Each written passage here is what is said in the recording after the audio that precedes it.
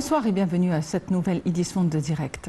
Aujourd'hui, nous allons consacrer notre rencontre à l'initiative Vie décente, une initiative qui est devenue une fondation marquant l'avènement de la Nouvelle République. Il faut dire que Vie décente vise à améliorer la vie des villages égyptiens, à éliminer tous les bidonvilles, donner un logement adéquat à tous ceux qui habitaient les bidonvilles de manière à assurer leur bien-être, à assurer une meilleure sécurité. Il faut dire qu'il y avait une première phase qui a été lancée en 2019 et aujourd'hui, c'est la deuxième phase où jeudi dernier, c'est le jour du commencement de la nouvelle phase et de la relance de cette initiative. Il faut dire aussi que Vie décente non seulement marque l'avènement de la Nouvelle République, mais c'est le nouveau visage de l'Égypte. La communauté rurale qui se sentait marginalisée, éloignée, aujourd'hui est au cœur des priorités de l'État.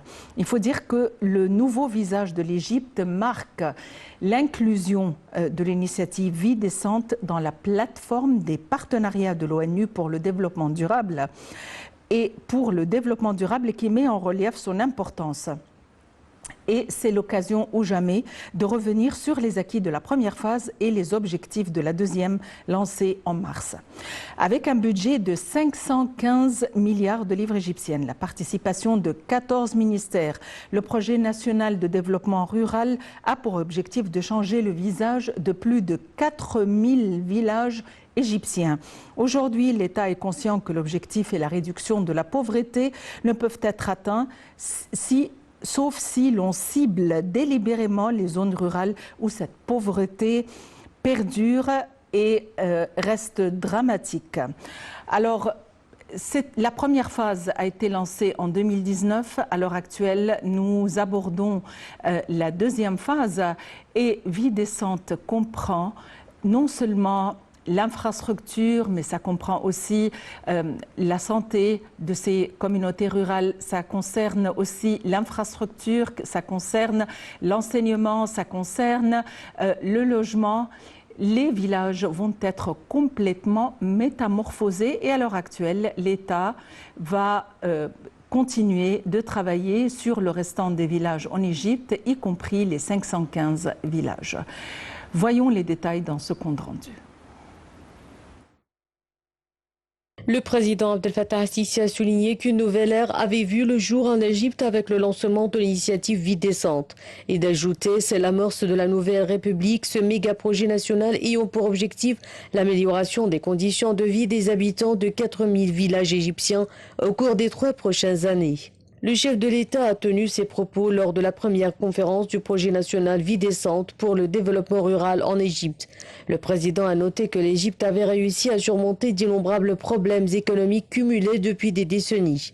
Grâce au programme de réforme économique dont le héros était le simple citoyen égyptien qui a accepté de plein gré d'appuyer l'État en supportant ses incidences sur sa vie quotidienne.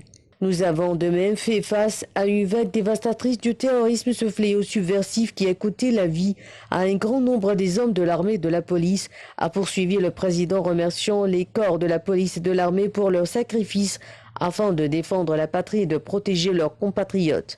Il a également remercié tous les travailleurs et les paysans qui ont contribué efficacement au processus de reconstruction du pays. Le chef de l'État a également adressé ses vifs remerciements à la femme égyptienne avant de réaffirmer sur un ton ferme que la sécurité nationale de l'Égypte est une ligne rouge que personne ne pourrait dépasser.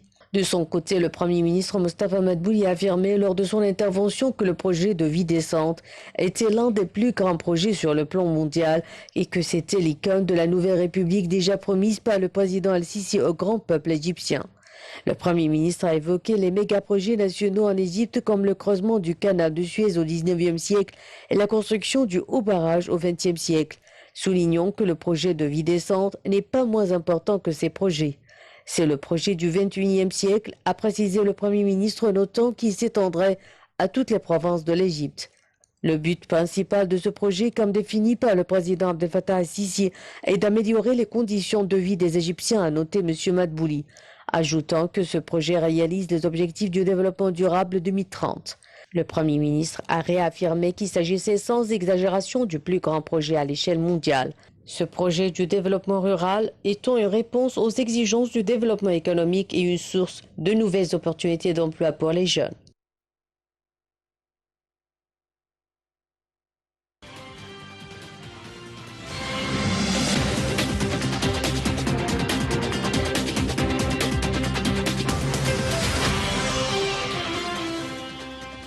Et pour nous donner plus d'éclaircissements, nous avons le plaisir d'avoir en ligne Dr Essam Abdel Fattah, professeur d'analyse de discours politique. Dr Essam Abdel Fattah, bonsoir et bienvenue avec nous. Oui, bonsoir. Dr Essam Abdel Fattah, selon le chef de l'État, cette initiative ou cette fondation constitue le nouveau visage de l'Égypte et constitue aussi l'avènement d'une nouvelle république. Comment peut-on comprendre cela ? Oui, c'est-à-dire que cette initiative est une initiative révolutionnaire puisqu'elle couvre presque tous les domaines du développement, intitulée l'initiative de développement de la campagne. Donc c'est une initiative très ambitieuse, étant donné qu'elle aborde par exemple beaucoup de projets. C'est un complexe de projets gigantesques, infrastructurels, qui a pour objectif de changer complètement le visage de la campagne. On sait très bien que la campagne égyptienne souffre énormément de problèmes, c'est-à-dire à partir de l'eau, par exemple, l'eau courante et aussi le gaz naturel, l'énergie et les logements, bien entendu. Énormément de problèmes. Alors cette initiative qui a été lancée par le président est très ambitieuse puisqu'elle veut faire un changement radical, un développement radical dans le cadre de ce qu'on appelle le développement durable. Et là, par exemple, c'est le Premier ministre qui a pris la parole au début, c'est pour passer en revue les multiples figures, les multiples visages de cette initiative, à partir, par exemple, de l'énergie, à partir des logements et des constructions qui ont été faites, les grands projets pour exploiter les ressources naturelles de la Haute-Égypte et aussi du Delta. Par exemple, d'autres projets aussi qui ont pour objectif de créer des opportunités d'emploi pour la jeunesse. C'était l'initiative de développement et que pourquoi il s'agit d'une nouvelle république? Parce que c'est la république de la jeunesse. La jeunesse, on sait très bien que le président a instauré une grande académie pour former la jeunesse à gérer, à administrer, à travailler dans le gouvernement. C'est-à-dire il a voulu mais simplement former une jeunesse à la créativité. Et c'est pour cela on peut dire que c'est cette jeunesse-là diplômée, sortie de cette académie, qui a fait le tour de tous les villages égyptiens pour d'abord pour rencontrer les villageois et pour aussi leur passer les fruits de cette initiative. Par exemple, on a vu par exemple des logements qui ont été attribués aux paysans misérables dans le village, c'est-à-dire qui vivaient comme ça dans des sortes de huttes, il n'y avait pas de maison. Et on a vu aussi des villageois qui souffrent par exemple des maladies, c'est parce qu'il y a dans le complexe, dans cette initiative, il y a de grands projets pour accorder des soins médicaux. Par exemple, on a construit un complexe d'unités gouvernementales, d'unités de services de gouvernement, dont une unité sanitaire pour soigner les malades dans les paysans et pour aussi les vacciner. Donc, vous voyez, ça c'est pour ça que je dis que cette initiative est une initiative radicale, une initiative révolutionnaire dans le vrai sens du terme. C'est du jamais vu. On n'a jamais vu telle initiative depuis très longtemps, puisque cette initiative, en fait, recense tout d'abord les villages, et ensuite, elle n'épargne aucun village en Égypte sans lui tendre, en fait, les fruits de développement ou bien du développement et de la croissance et des projets infrastructurels. Docteur Essam Abdel Fattah, il y a eu deux phases. La première, lancée en 2019, et à l'heure actuelle, nous lançons la deuxième phase de vie décente. Quelles sont les caractéristiques de cette phase? À quoi aspirons-nous à la deuxième phase avant de passer en revue ce qui a été réalisé durant la première phase?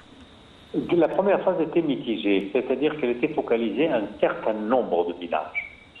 un certain nombre de villages et aussi un certain nombre aussi d'habitants. C'est-à-dire qu'elle n'était pas, on n'avait pas vu par exemple telle expansion. Et lorsque la première phase était, moi je l'appelle phase expérimentale, parce que pour voir à quel point le projet peut aller plus loin. Comme en fait la première phase a été couronnée de succès, le gouvernement a pris la décision d'aller plus loin. C'est-à-dire, et c'est ça vraiment le côté révolutionnaire, étendre cette initiative pour couvrir tous les villages, et c'est pour ça qu'elle s'appelle comme ça, l'initiative de développement de la campagne égyptienne. Et la campagne n'est pas limitée, n'est pas bornée par exemple à tel ou tel gouvernorat.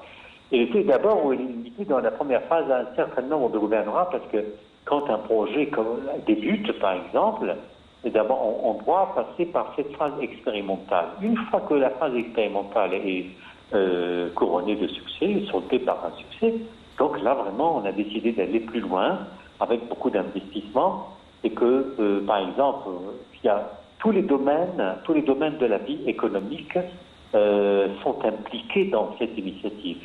Depuis le service sanitaire jusqu'au service énergétique, par exemple, il y a aussi les constructions, les projets, par exemple, l'exploitation des ressources naturelles des terres, l'eau, par exemple, il y a des villages qui sont privés complètement de l'eau courante, on le sait très bien.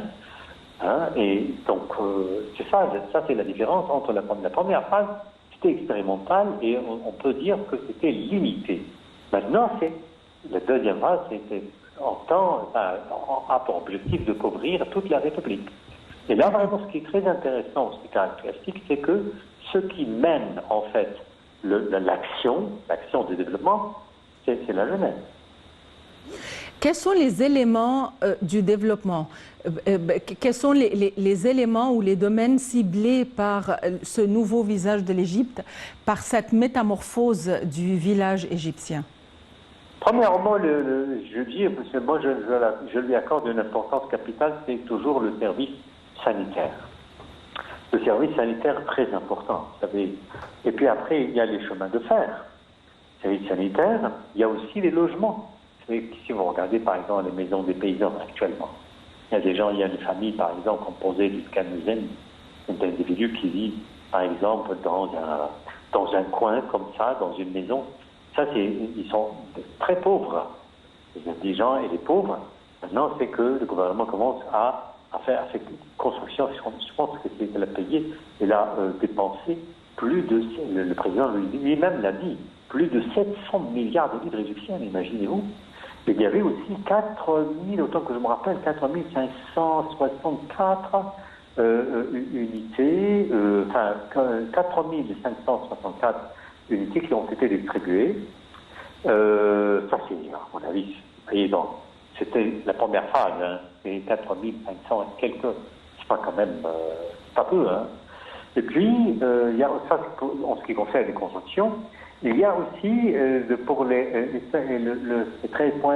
un point très important aussi, pour les services du gouvernement, c'est-à-dire qu'au lieu que, par exemple, les paysans ou les habitants, les villageois, par exemple, quittent leur village pour aller à la ville, pour accomplir une certaine formalité, là vraiment dans leur village, ils peuvent trouver le complexe gouvernemental qui dispose de toutes les unités nécessaires. C'est-à-dire depuis les cartes d'identité, de passeport et n'importe, ça c'est vous trouvez dans le complexe gouvernemental. L'eau, par exemple, il y a des villages qui étaient privés de l'eau, mais l'énergie, donc, moi je dirais qu'il n'y a aucun domaine économique n'a été épargné. C'est-à-dire que c'est global. Et c'est ça vraiment le caractère révolutionnaire de ce projet. Docteur Aissam Abdel Fattah, vous êtes professeur d'analyse de discours politique. Merci d'avoir été avec nous aujourd'hui. Cette initiative est actuellement considérée comme le nouveau visage de l'Égypte, la nouvelle facette de l'Égypte. La métamorphose de la campagne égyptienne qui a été très longtemps marginalisés, où ils se sont sentis vraiment déprivés de beaucoup de services. Aujourd'hui, ils sont au cœur des priorités de l'État.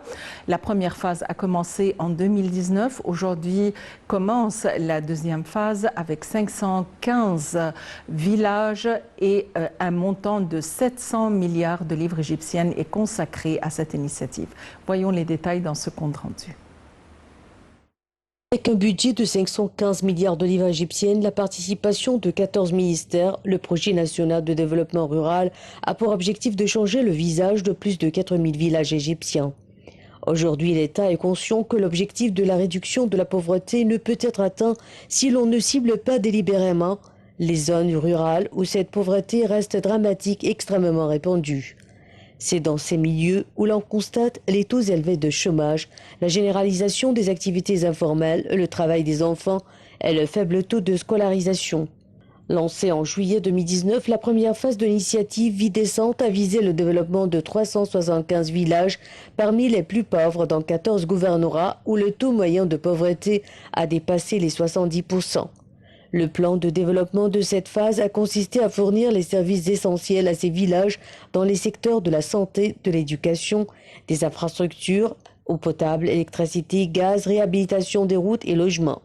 L'identification de ces villages nécessiteux s'est effectuée en référence au recensement de l'Agence centrale pour la mobilisation publique et les statistiques CAPMAS du taux du schéma de pauvreté. 23 ONG, en plus du secteur privé, ont participé à la première phase sous la supervision du ministère de la Solidarité sociale. Un budget de 13,5 milliards de livres égyptiennes a été consacré à cette phase dont ont bénéficié au total 4,5 millions de personnes. Sur les 375 villages, les plans de développement d'infrastructures et de réformes économiques ont été achevés dans 143 villages, avec 1,8 million de bénéficiaires, alors que les travaux sont en cours dans les 232 villages restants, avec 2,7 millions de bénéficiaires. Un total de 2180 projets de développement économique et d'infrastructures ont été lancés, dont 600 ont été déjà achevés, et le reste est en cours d'exécution. Les projets consistent en la restauration de 21 974 maisons, la fourniture de 354 unités de logement aux familles à faible revenu, 150 000 pour ceux à revenu moyen et 262 000 aux habitants des bidonvilles. Pour diminuer la densité dans les classes, 1100 classes de capacité d'accueil de 44 000 élèves ont été établies, ainsi que 51 centres médicaux. Par ailleurs, 196 525 familles démunies ont profité des aides sociales et économiques présentées, alors que 113 909 personnes ont bénéficié des services des convois médicaux envoyés.